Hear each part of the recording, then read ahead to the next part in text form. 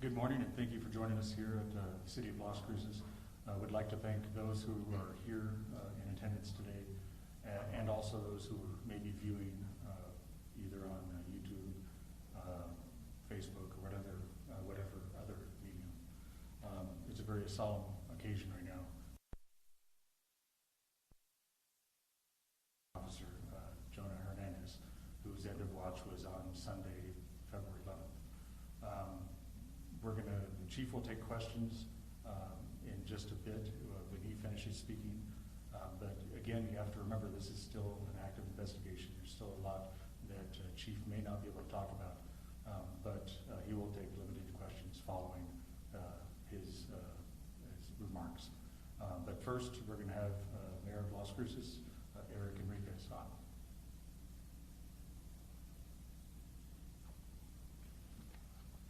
Good morning. Good morning, everyone. Thank you. Thank you for being here as we try to get through this difficult time. We're here to share with you what information we can and to pay our respects to our fallen officer. I'd like to read a statement on behalf of Mayor and the City Council. So as Mayor and City Council, we're deeply saddened by the tragedy and the loss of Jonah Hernandez, who was killed in the line of duty while serving and protecting our city. Our hearts go out to his wife, to his children, to his family and friends and colleagues during this difficult time. We are grateful for Officer Hernandez, his dedication, his bravery, and his commitment to serve our community. We stand with our local law enforcement community as they mourn for the loss of one of their own. This tragedy truly reminds us of the risks that our officers face every day while working to keep our community safe. Our thoughts are with all of our officers, and we are committed to supporting them in every way that we can. In the face of this tragedy, let us come together as a community to support one another and honor the memory of Officer Hernandez. We must stand united, and I encourage everyone to express their grief peacefully and respectfully. Please join us in keeping Officer Jonah Hernandez, his loved ones and colleagues, in your thoughts and prayers. Together we will navigate through this difficult time with compassion, with strength, and unity. Thank you.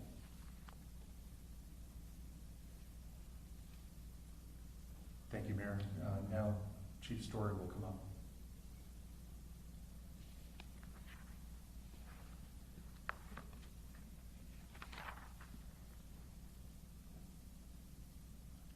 Thank you all for being here this morning. There is no more heartbreaking reason than this to have a news conference. On February 11, 2024, just before 5 p.m., Officer Jonah Hernandez, a husband, a son, a brother, and the father of 2 young boys, was murdered. Officer Hernandez was dispatched to a trespassing call in the 300 block of South Valley. When he arrived, Armando Silva immediately attacked him with a large kitchen knife. For no reason whatsoever, Silva killed Officer Hernandez.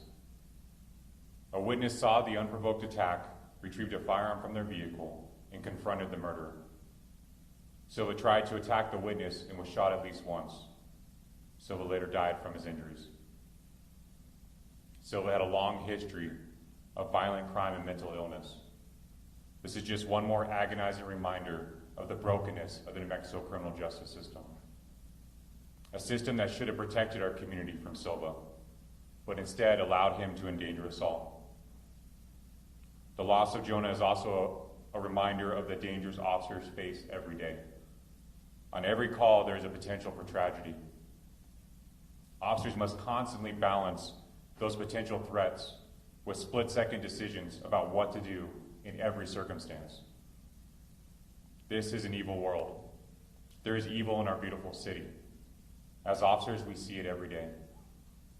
But it takes selfless men and women to stand against that evil. Those men and women patrol our streets and respond to cries for help. And we are very blessed to have amazing police officers who guard this city. There is a cost to having peace, order, and justice in Las Cruces. Officer Hernandez's family will eternally pay that price.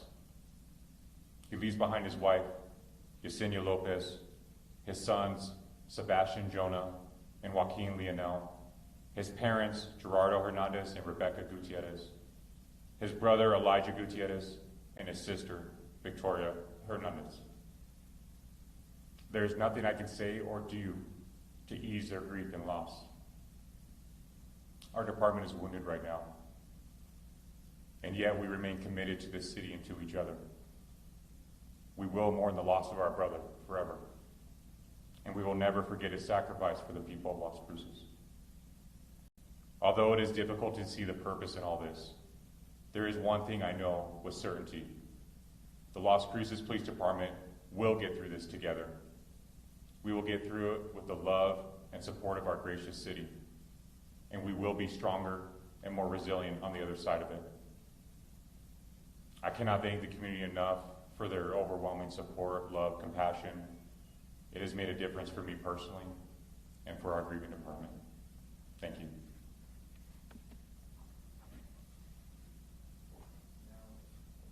Now, if anybody has questions from the media, we're only taking questions from the news media. I'll come here first. If you can, please speak in mind and make it short. Officers, or Chief Story, my name is John Coder from KRQE Public Media. My first question was, it seems from the information we have now that Officer Hernandez was alone when responding to this call. I'm wondering how typical that is, and if there will be potentially any changes moving forward in terms of responding to these types of calls. Unfortunately, officers respond to trespassing calls at a level and frequency I think that would shock most people. In an average day, officers respond to approximately 500 calls every single day. I wish I could have 2 officers at every single call. And that's something, of course, right now we're encouraging officers to do for a number of reasons, to support each other, to have more contact with their coworkers, but it's not atypical in a trespassing call. Okay, next, please state your name. Justin Garcia, Las Cruces Bulletin. You suggested that you felt like the situation was emblematic of larger systemic issues in the criminal justice system. Can you kind of elaborate on that? I appreciate the question, and there will be a time where I will address those issues. I can make a promise that I will not let his death be in vain, but now is not that time. Now is the time to honor Officer Hernandez and to support his family, and so that will come. Adriana, I believe that's a question, right? Adriana with KRQE 14 at CBS4. Chief Story, can you confirm whether Hernandez is a homeless person? I know that's a big question in the Las Cruces community. 2 things. One, yes, at the time that this happened, he was homeless. But I also want to make sure that we focus on honoring Officer Hernandez and his supporting his family through this. And like I said, there will be a time where we'll release more information, and I will be very vocal about what I think needs to occur and what we need to learn from this. But now, again, is not that time. Sean, please, KPSM. Chief, do we know who placed that trespassing call?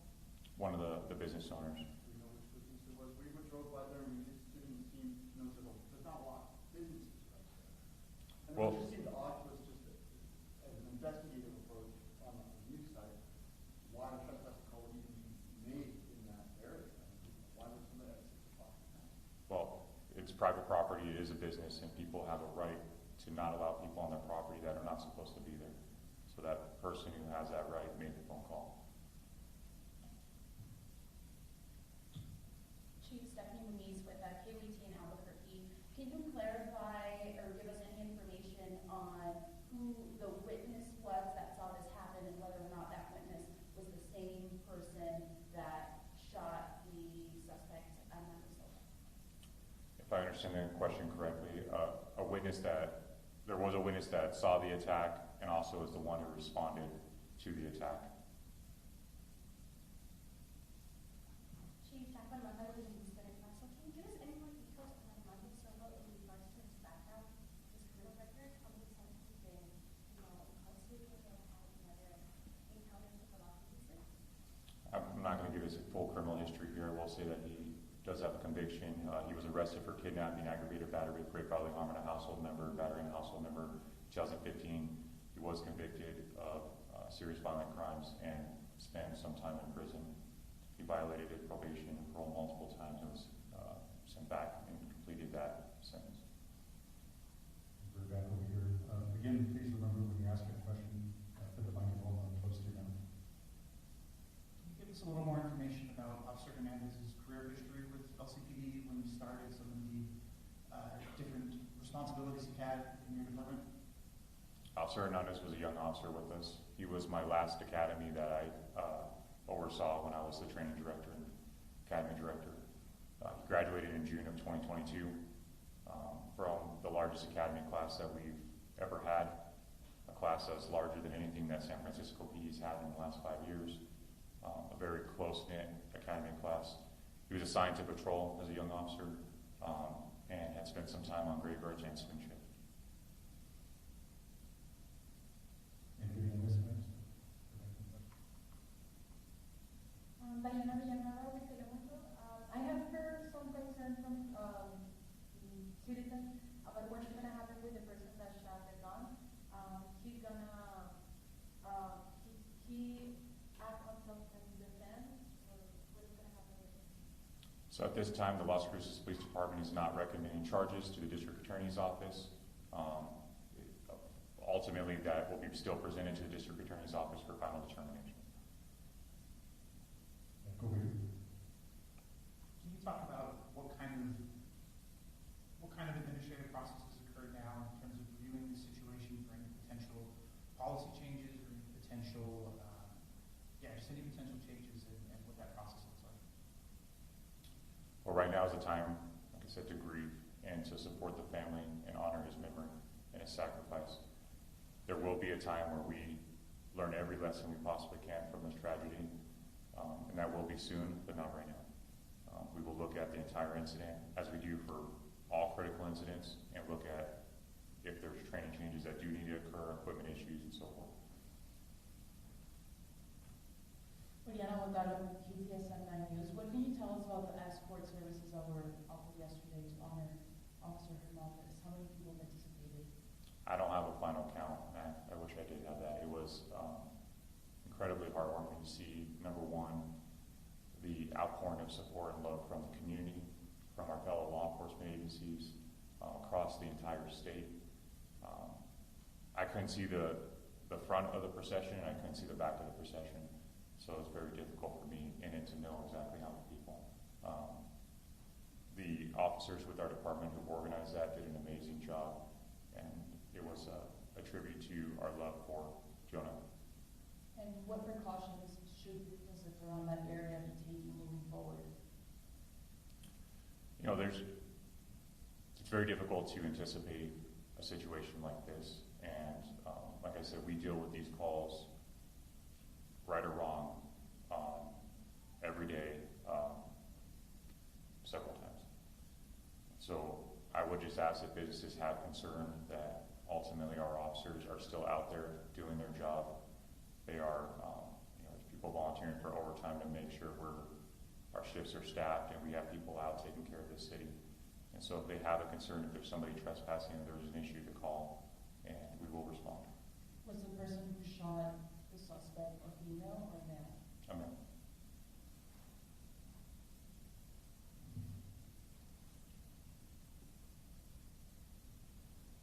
Hey, Chief Story, this is Jason McNabb from KBIA. I was wondering where the funeral arrangements looking like for Officer Hernandez right now? They're still in the process of being planned right now. The funeral services will be in El Paso. He essentially grew up in El Paso, still lived in El Paso. His family is in that area, as well as his wife's family. So we're hopefully soon we'll have more information about specifics.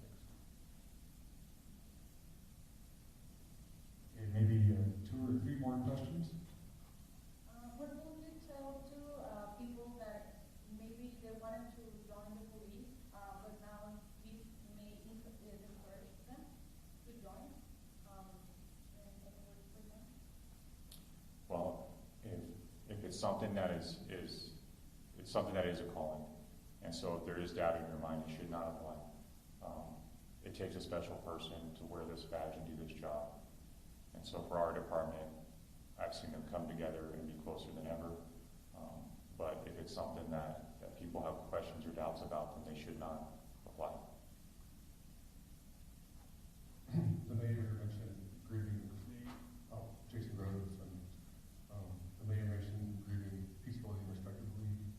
What would you, has the police department partnered with community advocates in case they're, worried about retaliation now that you said that Stover was homeless at the time? I'm not really sure I understand your question. I do not have concerns right now about retaliation.